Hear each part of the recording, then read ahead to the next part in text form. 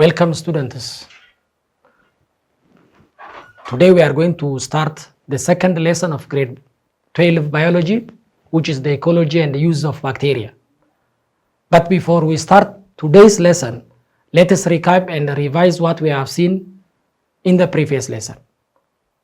Students, you remember that in the previous lesson, we have defined what's microorganisms. Microorganisms are organisms that cannot be seen with our naked eye, and most of them are unicellular.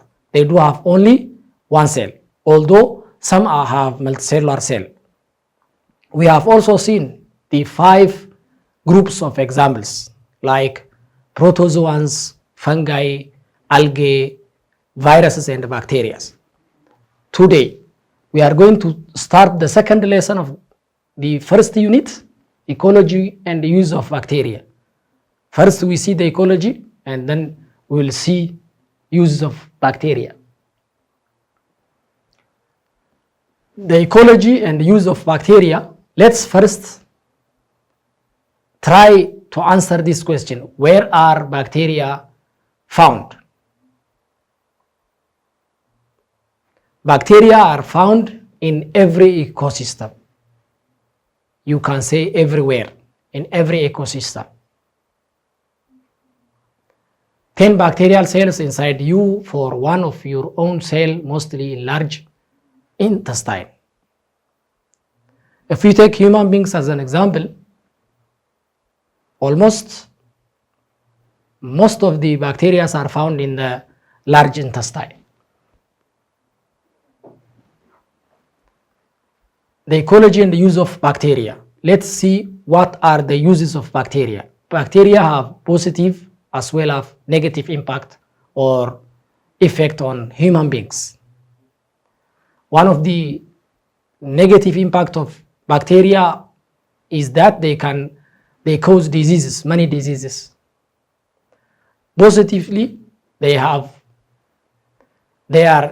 part and part of many industrial processes.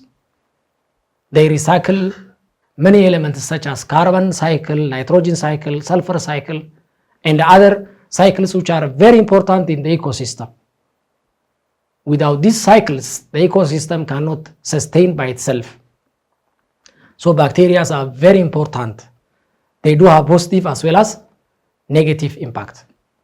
One of the negative impact that they have on human beings and other organisms is that they are causative agent of diseases. And they have in fact positive impact. One of the positive impact is they are part and part of industrial processes, and they are used in industrial factories. Now let's proceed and see the role of bacteria and other microorganisms in infectious diseases. One of the important topic that we are going to see is germ theory. This theory states the disease can be caused by microorganisms, and this is proposed by French chemist and microbiologist Louis Pasteur.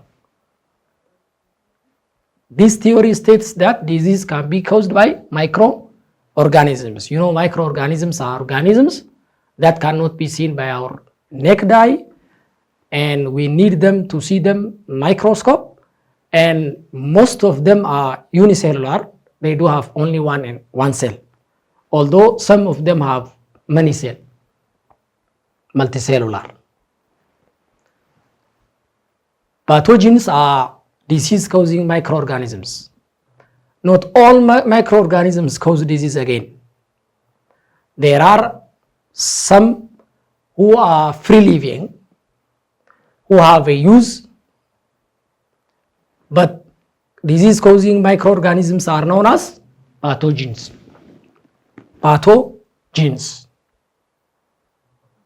Infectious diseases are diseases that are caused by microorganisms infecting the body.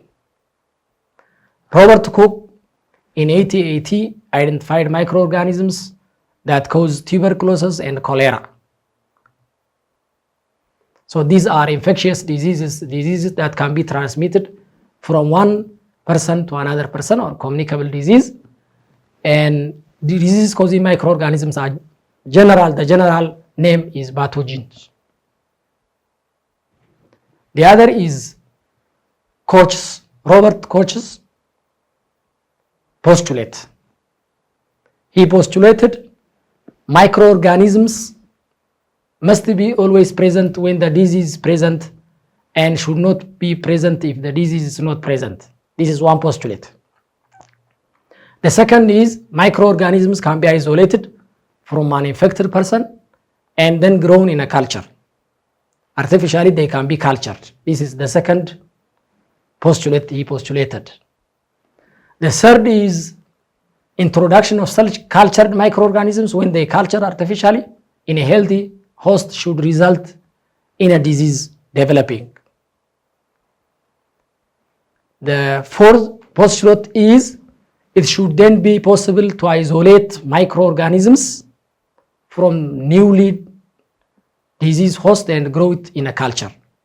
It should be possible to isolate microorganisms from newly diseased host and grow in a culture.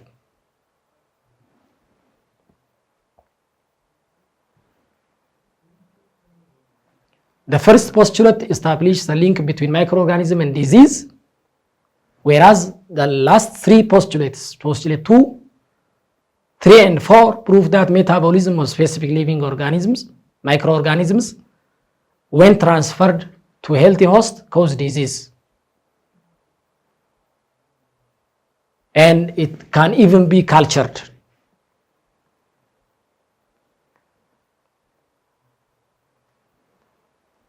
The link between microorganism and disease is first postulate, and the second and third and fourth postulate proves that metabolism of specific living organisms when transferred to healthy host can cause disease. So bacteria can cause a disease. These diseases can be transmitted by air, like the picture that you can see, airborne droplet infection.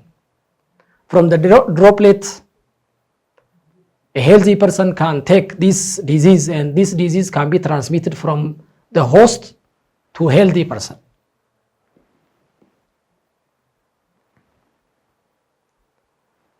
Because there are different reservoirs of disease-causing organisms, there are several different ways in which disease can be transmitted from one person to another person.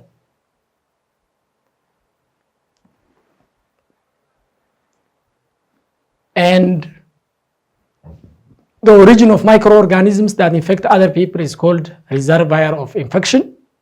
Origin. Reservoir of infection include, for example, diphtheria, common cold,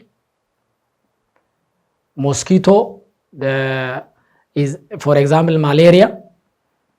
Some of the diseases that are related to soil is tetanus, waterborne diseases, amoeba and cholera, foodborne diseases, typhoid, and contaminated objects like nails and other objects, HIV, AIDS, trachoma, and other diseases can be transmitted by contaminated objects.